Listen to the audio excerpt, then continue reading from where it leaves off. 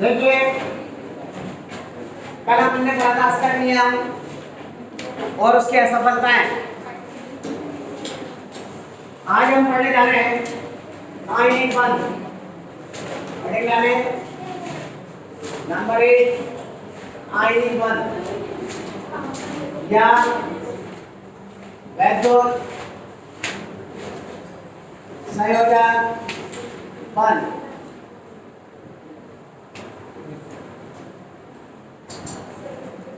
आयनिक बंध या वैद्युत संयोजक बंध। देखो इसमें सबसे पहले तो हम ये देखें कि कौन से परमाणु के मध्य बनता है और कैसे बनता है। आयनिक बंध कहते किसे हैं ये पहले तो हमें याद रखना चाहिए। तो आयनिक बंध अपन ने बताया था ये धातु और अधातु परमाणु के मध्य बनते हैं। धातु परमाणु इलेक्ट्रॉन को त्यागता है और धनायन बनाता है और अधातु परमाणु इलेक्ट्रॉनों को क्या करता है, ग्रहण करता है और क्या बनाता है। तो एक इलेक्ट्रॉन त्यागेगा और दूसरा इलेक्ट्रॉन को क्या करेगा। तो हम क्या कहेंगे, इलेक्ट्रॉनों के परस्पर स्थानांतरण से बने बंधों को हम क्या कहते हैं। देखो इलेक्ट्रॉनों के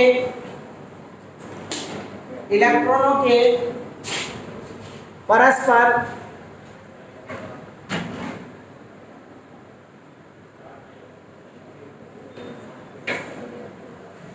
स्थानांतरण से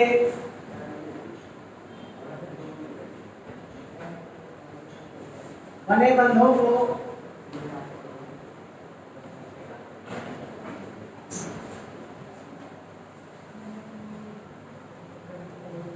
आयनिक बंध कहते हैं।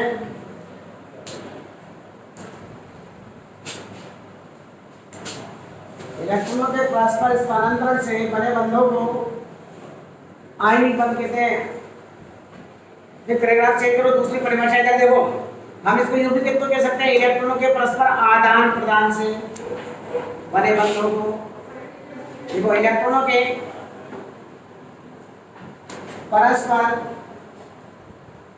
आदान प्रदान से बने बंधों को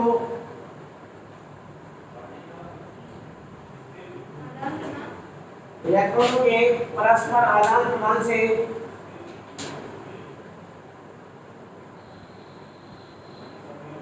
बने बंधों को इलेक्ट्रॉनों के परस्पर आदान प्रदान से बने बंधों को आयनिक बंध कहते हैं। तथा ये धातु और अधातु परमाणु के मध्य बनते हैं।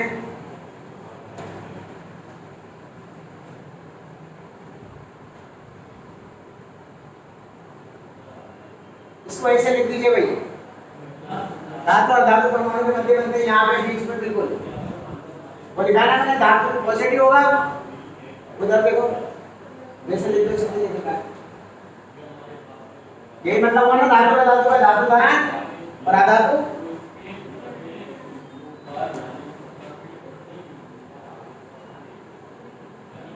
ठीक है।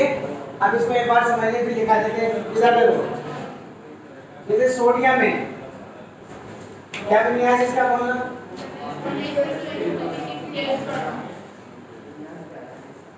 पहले में 2, दूसरे में 8 और तीसरे में ये इलेक्ट्रॉन त्यागेगा, इसलिए ये क्या कहलाया भाई, अरे धातु क्या कहलाया। और जैसे मान लीजिए Cl 17 है विन्यास बोलिए X2 ये अपना स्टेप पूरा करने के लिए एक इलेक्ट्रॉन को क्या करेगा, इसके वाइब्रेशन पॉजिटिव कितने इलेक्ट्रॉन है 7 2 8 7 2 8 और 7 ठीक है। ये इलेक्ट्रॉन ग्रहण करेगा, इसलिए ये परमाणु कौन सा कहलाया, धातु और अधातु के मध्य बन आएगा। धातु अपने वाइब्रेशन कोश के एक इलेक्ट्रॉन को त्यागेगा और ये धातु एक इलेक्ट्रॉन को क्या करेगा, ये त्यागेगा तो क्या बन जाएगा भाई, अरे मुझसे बोलो ना भाई, हो गया विन्यास इसका। सा विन्यास हो गया भाई? और क्या बना दिया इसने? और सीएल ने क्या करा भाई? रन करके ये कौन सा आवेश से आवेशित हो गया? विन्यास क्या हो गया इसका? BS2 BP, अरे 8 हो गया ना, एक ग्राम क्या तो? हाँ 3p6 दोबारा मिलेगी तो वापस आ जाते हैं लोग आसिफ सब वापस रख लेते हैं। स्थायी विन्यास हो गया? हो गया? और क्या बनाया भाई इसने?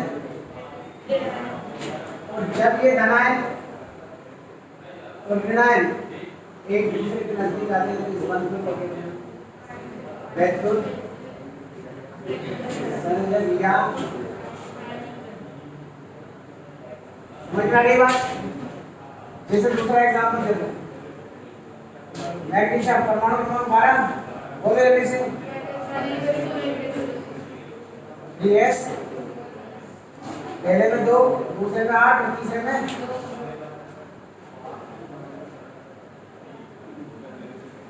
बस ऑक्सीजन है, बोलिए।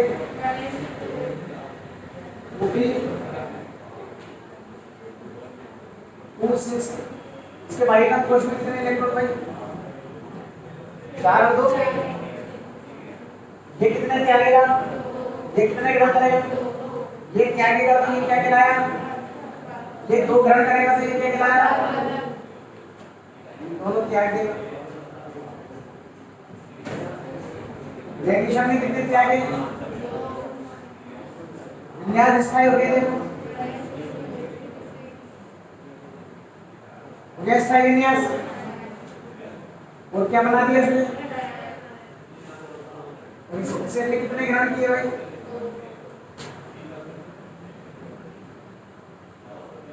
क्या बना दिया? विन्यास क्या हो गया? 26 4 था ना, 2 ग्रहण कर लिए 6 हो गया। क्या बनाया? ये भी हो गया स्थायी। क्या बनाया? धनायन और ऋणायन एक दूसरे के नजदीक आएंगे तो एक आकर्षण से बन जाएंगे। इस आकर्षण को क्या कहेंगे? अब आगे समझ में देखो नीचे पैराग्राफ चेंज करो, देख लो, पहले सुन लो क्या लिखना है। परमाणु के संयोग करने की इस प्रक्रिया में धातु परमाणु अपने बाह्यतम कोश के एक या एक से अधिक इलेक्ट्रॉनों को त्याग कर स्थायी विन्यास को प्राप्त कर लेता है और धनावेश से आवेशित हो जाता है, जिसे क्या कहते हैं? आगे बात देखो, परमाणुओं के संयोग करने की इस प्रक्रिया में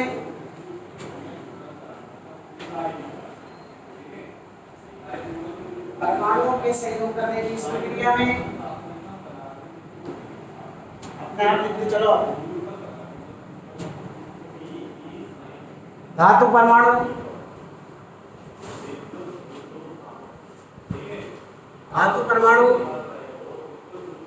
अपने बाह्यतम कोश के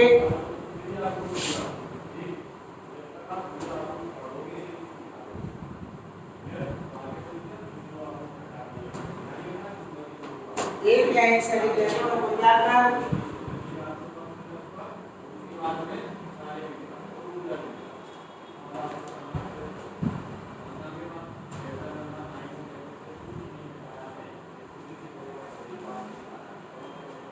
स्थायी विन्यास को प्राप्त कर लेते हैं।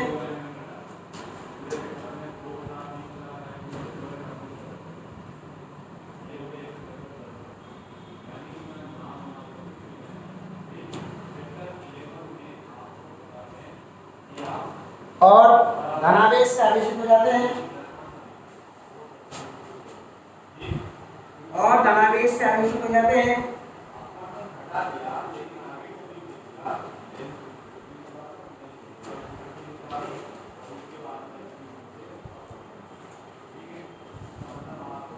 जिसे क्या कहते हैं भाई?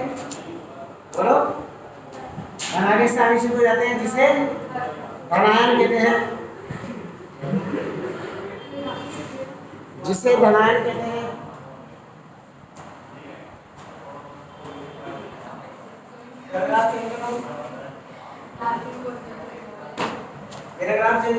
तथा अधातु परमाणु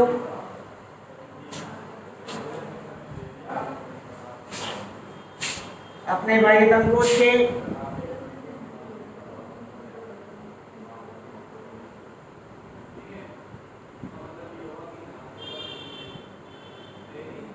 एक या एक से अधिक इलेक्ट्रॉनों को ग्रहण करके एक या एक से अधिक इलेक्ट्रॉनों को ग्रहण करके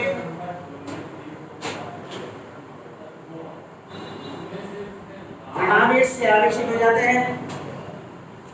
एक मिनट, इलेक्ट्रॉन को ग्रहण क्या लिखा? अधातु परमाणु एक या एक से अधिक इलेक्ट्रॉनों को ग्रहण करके स्थायी विन्यास को प्राप्त कर लेते हैं।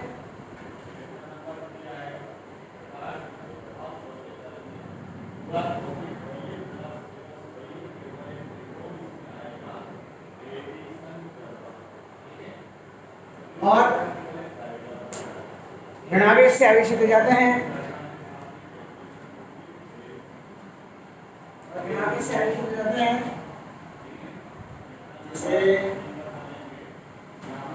जिसे ऋणायन कहते हैं।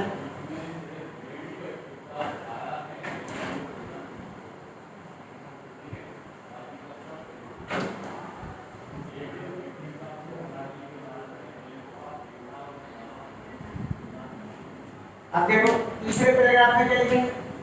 एक पैराग्राफ में धनायन का लिख दिया, एक पैराग्राफ में ऋणायन का। अभी धनायन ऋणायन कर ले। अब देखिए जब ये धनायन और ऋणायन एक दूसरे के नजदीक आते हैं तो एक आकर्षण से बन जाते हैं। इस आकर्षण को क्या देखो पैराग्राफ चेंज करो। जब ये धनायन और ऋणायन, जब ये धनायन और ऋणायन एक दूसरे के नजदीक आते हैं, एक दूसरे के नजदीक आते हैं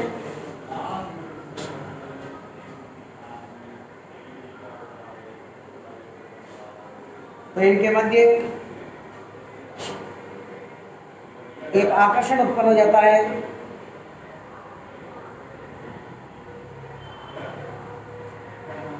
जिसे एक आकर्षण उत्पन्न हो जाता है। बेटा जो लिखा हुआ है जो समझाती है वही तो बोल रहे हैं। एक आकर्षण उत्पन्न हो जाता है जिसे क्या कहते हैं? वैद्युत संयोजक बल कहते हैं।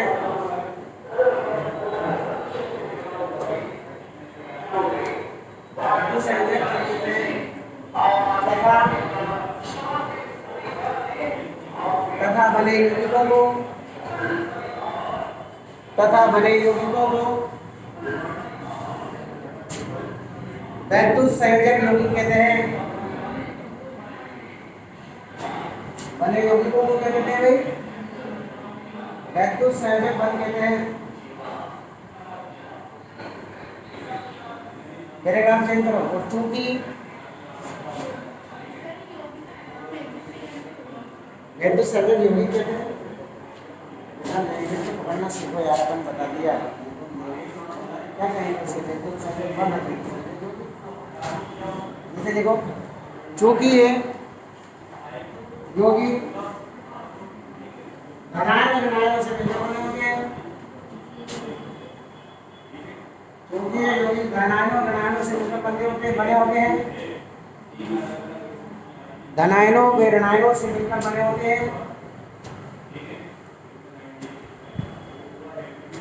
इसलिए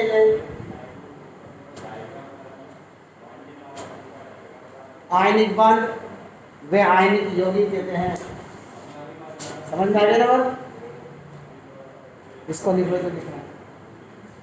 अब ये अपन ने कहाँ से लिखा है? पहले जो बनाना है आपको एग्जाम में, इसको देख के लिखा है। देखो धातु परमाणु से वायुतम कोश के एक या एक से अधिक इलेक्ट्रॉन को त्याग देते हैं और स्थायी विन्यास को प्राप्त कर लेते हैं। लिख रहा ना यहाँ से?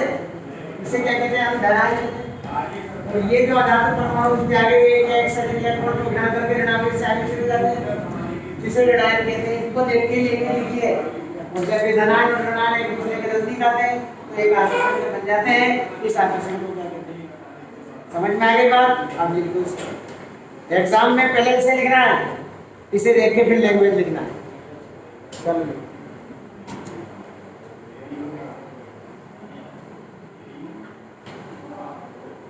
फटाफट लिखो थोड़ा।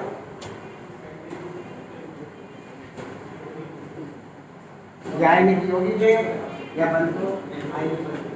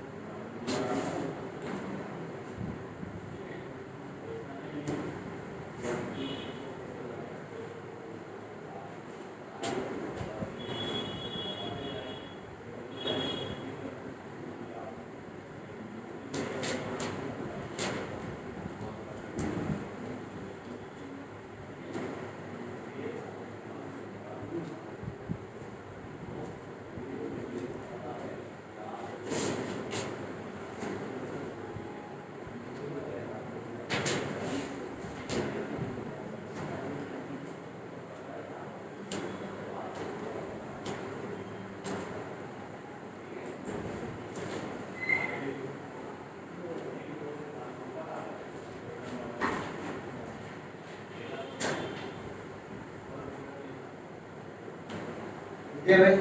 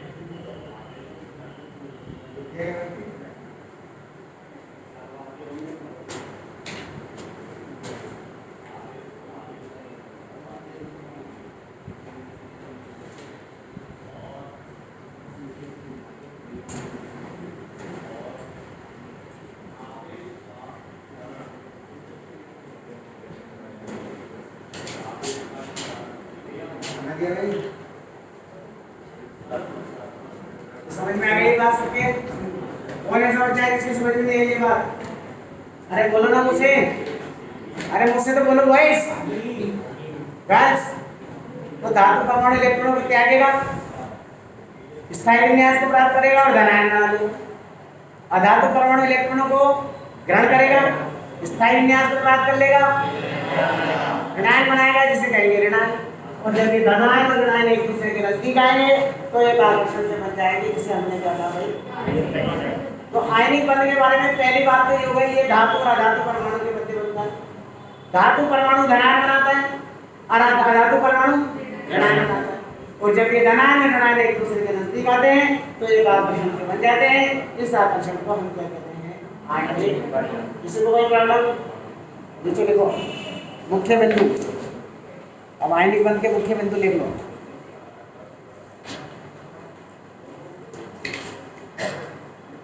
देखो नंबर 1 आयनिक बंध, नंबर 1 लिखो आयनिक बंध धातु और अधातु परमाणु के मध्य बनते हैं। धातु और अधातु परमाणु के मध्य बनते हैं।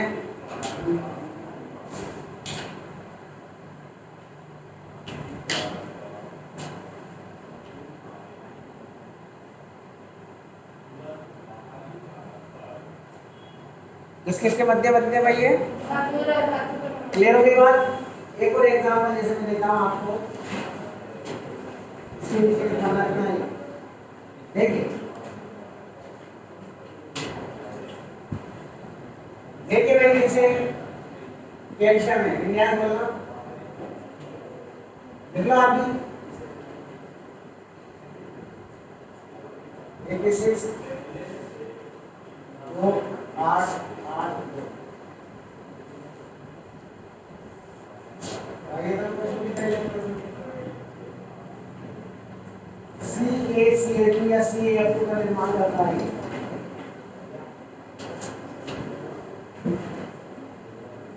F विद्यार्थी बना पहले में दो दूसरे में 1s2 पहले में दो दूसरे में 7। किसी को कोई प्रॉब्लम?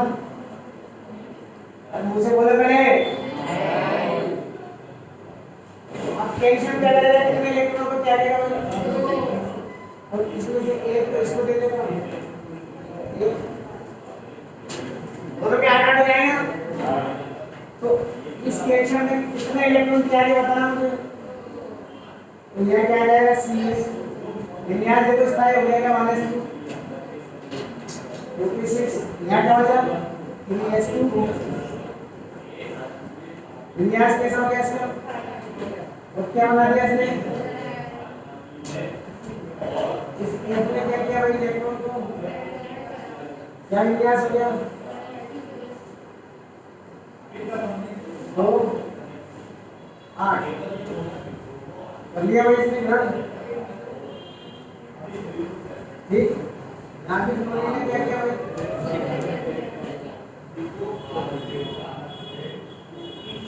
यहाँ क्या बनाया?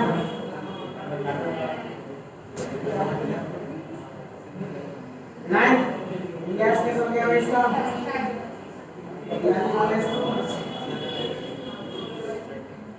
कैसा हो गया? क्या बनाया आप? ये बताना है, लिखना है, ये आपका समझ में लाएगा। आ गई अब तो समझ में? चलो लिख दिया।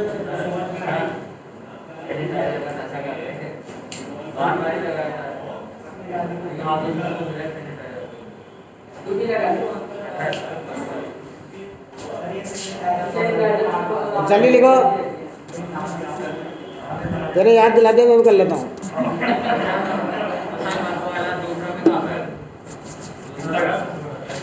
मैंने याद दिला दिया, अच्छा मेरे ऊपर 2 साल और पड़ा बिना सैनिटाइजर के क्या जिएगा? जिंदगी 2 साल की पढ़ाई करें, 11 तो 12 पढ़ के फिर मरे क्यों मिजाज? वक्त पहले तो पढ़ाई से बच जाएगा ना। चलो लिखिए भाई,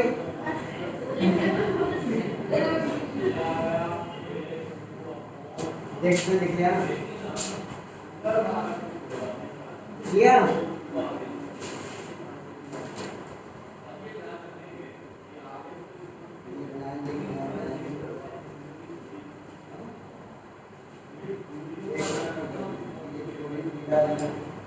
ये अच्छा लगेगा CL+2 चाहिए यहाँ इधर करके समझ जाएगी। ये लिखना है।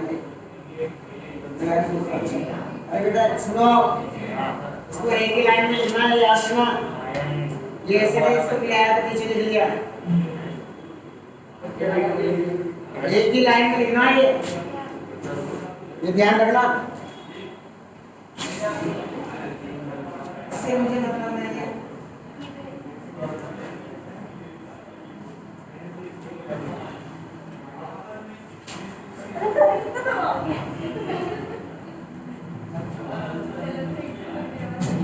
ये एक लाइन में चाहिए भाई, ध्यान रखना सारा।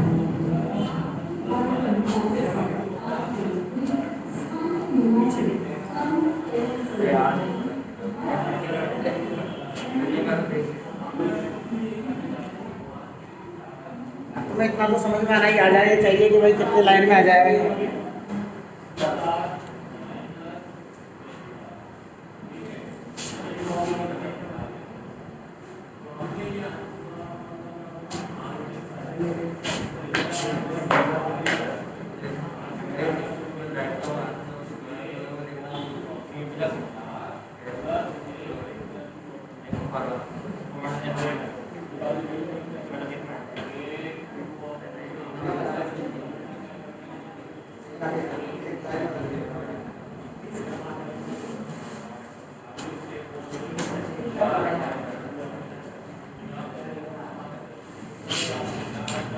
तो मुझे सबसे पहले तो बताओ, आयनिक बल सबके समझ में आ गया? दोबारा से सुन लेगा। अब मैं आपसे बुलाऊंगा, क्या बताओगे? परमाणुओं के संयोग करने की इस प्रक्रिया में जो भी धातु परमाणु है वो अपने बाह्यतम कोश के एक या एक से अधिक इलेक्ट्रॉन को त्याग कर स्थायी विन्यास को प्राप्त कर लेता है। और आगे बोला करो, और धनावेश, अपने आप बोलो ना आगे, और धनावेश से आवेशित हो जाता है जिसे, तथा धातु परमाणु त्यागे हुए एक या एक से अधिक इलेक्ट्रॉनों को और कौन से विन्यास को प्राप्त कर लेता है, जिसे क्या कहते हैं? बोलो ना। और जब ये धनान और ऋणान एक दूसरे के नजदीक आते हैं तो अरे गधैया, एक आकर्षण से बन जाते हैं। किससे बन जाते हैं? इसे क्या कहते हैं? इसे क्या कहते हैं? इसे क्या कहते हैं? आयनाई। थोड़ा सुना जाए। हाँ, आगे। अरे समझ में आ गए? हाँ ठीक। आप देखो, नीचे देखो, आयनिक यौगिकों के गुणधर्म। आयनिक यौगिकों के गुणधर्म।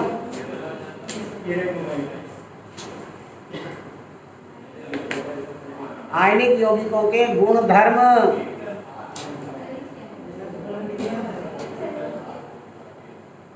अब आयनिक यौगिकों के गुण क्या क्या है ये पढ़ने जा रहे हैं हम।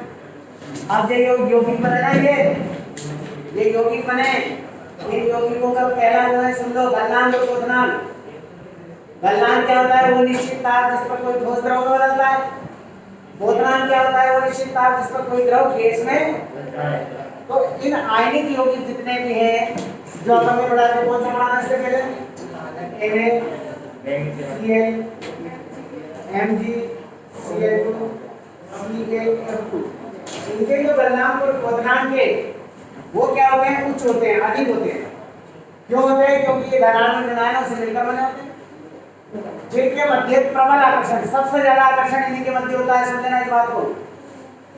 और इस आकर्षण को तोड़ने के लिए अधिक ऊर्जा की, इसलिए इनके गलनांक और क्वथनांक क्या होते हैं? देखो, आयनिक यौगिकों के गलनांक और क्वथनांक उच्च होते हैं। आयनिक यौगिकों के गलनांक और क्वथनांक उच्च होते हैं। क्या होते हैं? गलनांक और क्वथनांक उच्च होते हैं।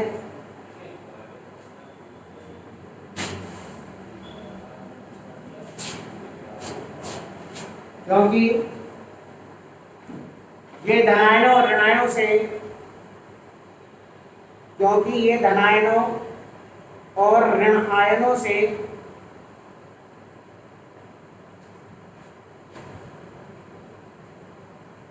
मिलकर बने होते हैं।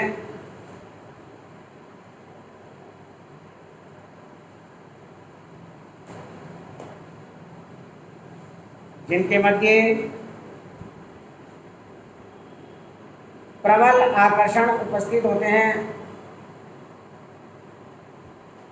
जिनके मध्य प्रबल बोलो आकर्षण उपस्थित होते हैं, जिन्हें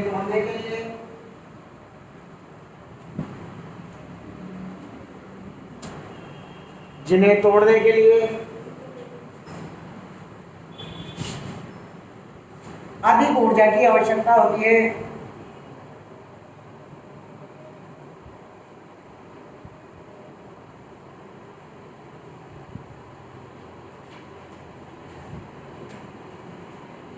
अधिक ऊर्जा की आ गई बात समझ में? अब प्रश्न लिखो।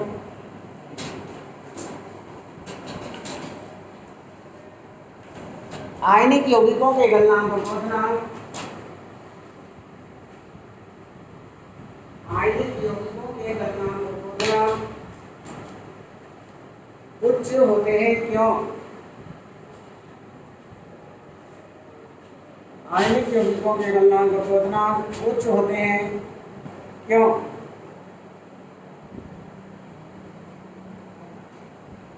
समझ में आ गई? ये पूछा जाए तो जवाब दे दोगे? सेकंड लिखिए, चालकता।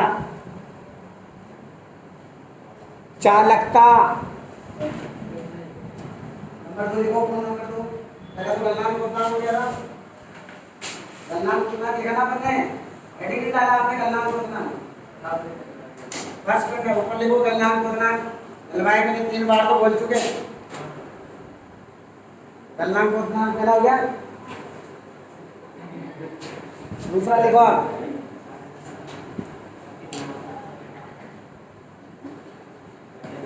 चालकता।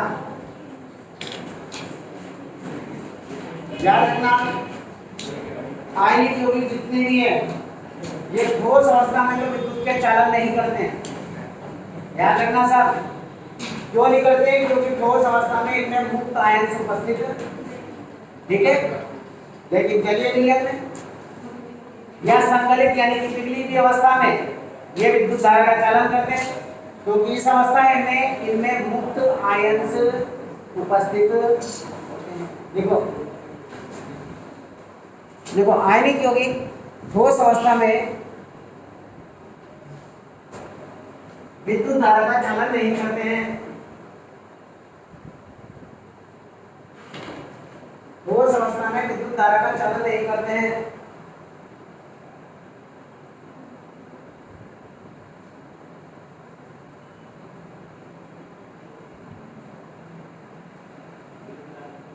चालन नहीं करते हैं। क्या बताया था क्यों नहीं करते? क्योंकि इस अवस्था में इनमें मुक्त आयन उपस्थित, क्योंकि इस अवस्था में इनमें मुक्त आयंस, आयंस का मतलब हो गया धनायन ऋणायन, है ना। मुक्त आयंस उपस्थित नहीं होते हैं।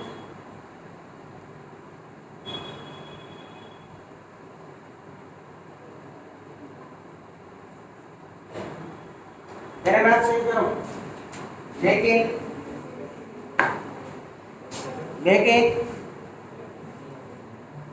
आयनिक यौगिक, जलीय विलयन,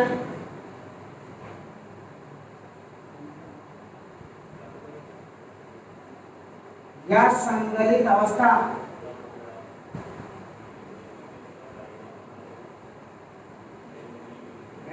पिघली अवस्था, इससे लिखते हैं संगलित अवस्था, ब्रैकेट में लिखना पिघली अवस्था, जलीय विलयन या संगलित अवस्था, ब्रैकेट में लिख दो पिघली अवस्था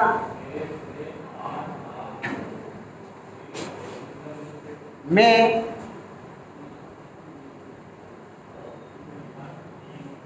विद्युत धारा का प्रवाह करते हैं,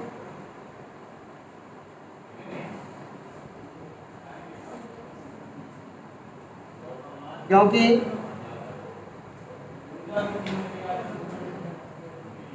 इस अवस्था में इनमें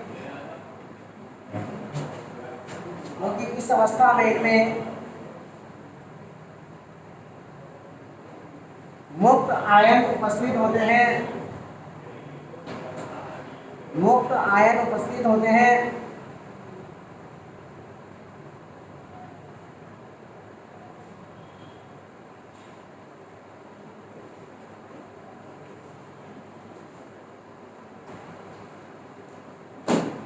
देखिए बेटे, ये तो कौन सी अवस्था है? ठोस। ये भी कौन सी अवस्था है भाई? ये भी कौन सी अवस्था है?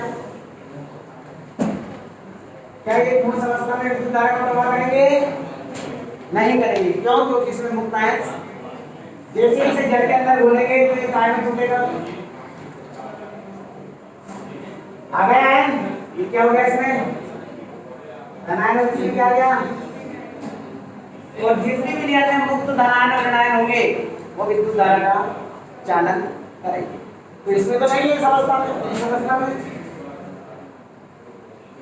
प्लस ट्वाइस और इस अवस्था में और मुक्त धनायन। ये क्या भाई? इस अवस्था में क्या होते हैं इसमें? जलीय विलयन में या विद्युत जलीय विलयन में या पिघली हुई अवस्था में इनमें क्या उपस्थित होते हैं भाई? और ठोस अवस्था में, इसके ठोस अवस्था में विद्युत के क्या होते हैं? तो चालक। इस अवस्था में क्या कहलाते हैं? और इस अवस्था में क्या होता है? चलिए जल्दी लिखो।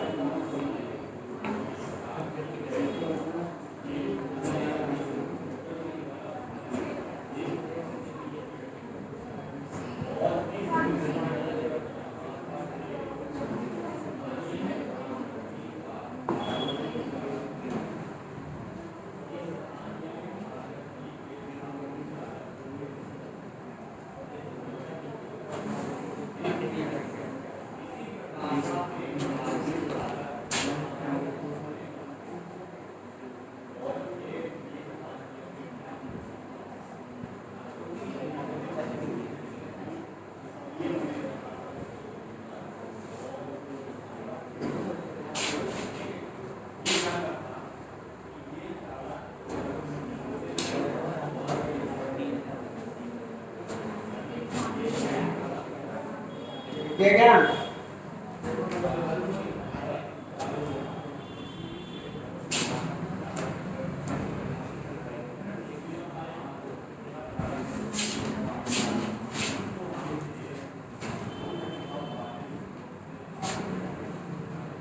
ऐसे लिखो।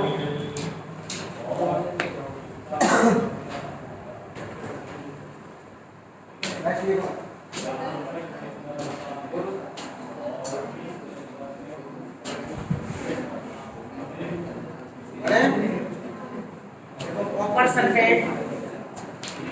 कॉपर सल्फेट वो अवस्था में विद्युत का चालन नहीं करता है,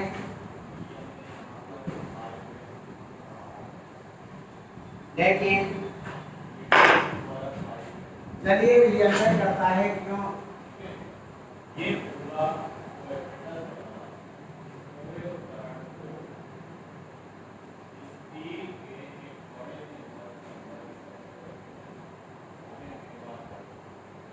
क्या बताओगे? इधर देखो, क्योंकि कॉपर सल्फेट ठोस अवस्था में, कॉपर सल्फेट की ठोस अवस्था में मुक्त आयन से उपस्थित है, लेकिन जलीय विलयन में मुक्त आयन से उपस्थित होते हैं। नहीं तो आंसर भी क्योंकि चलिए लिखो।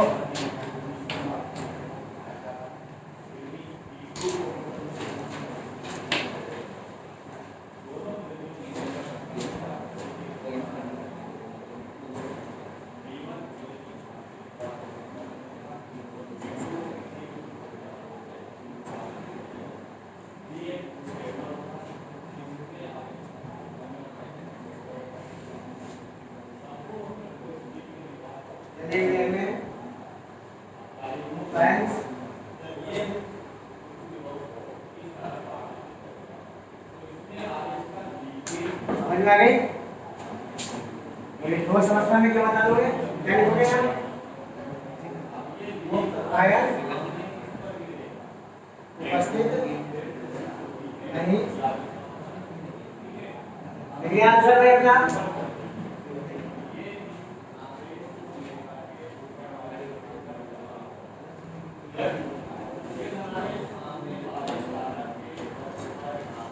तो जब भी किसी यौगिक को हम जल में घोलेंगे तो किसमें टूट जाता है भाई? धनायनों और ऋणायनों में टूट जाता है।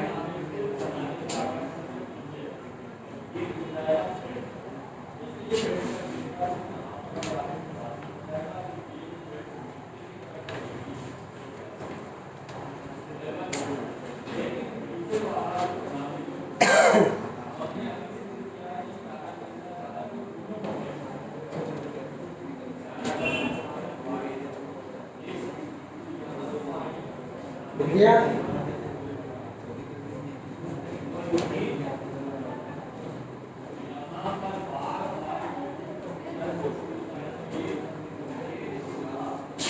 तीसरा लिखो, कठोरता एवं भंगुर प्रकृति दोनों हो गए।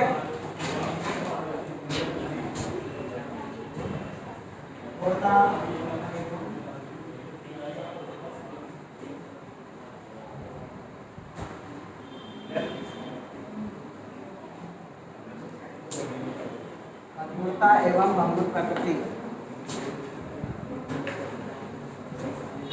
कठोरता एवं यहाँ से हम तुम्हें पीडीएफ भेजेंगे। सुन लेना मेरी बात। सबसे पहले तो इसको लिख लेना घर से ही, 7:30 बजे बाद भेजेंगे। और हो सकता है दिन में भी भेज दें। तो कठोरता एवं भंगुर प्रकृति, ठीक है? या मैं अभी भेज देता हूँ। मोबाइल है क्या आपके पास? यहाँ पे है। सुनो मेरी बात, घर जाके मुझे जिसके पास नहीं आया मुझे बता देना, मैं भेज रहा हूँ। देखो आवाज नहीं कर रहे हैं।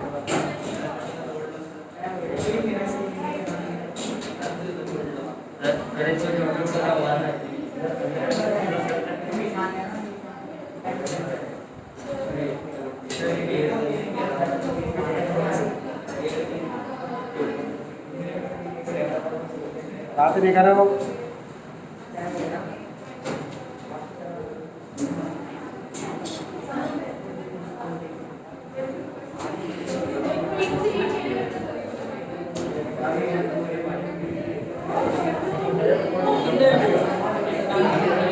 बात नहीं करे।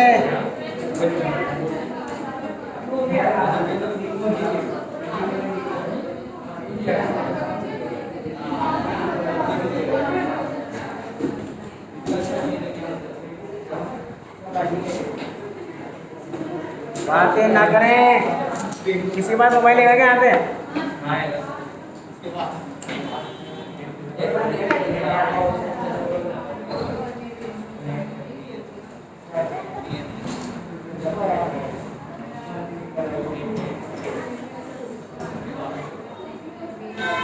अरे आ दो, इधर आ दो।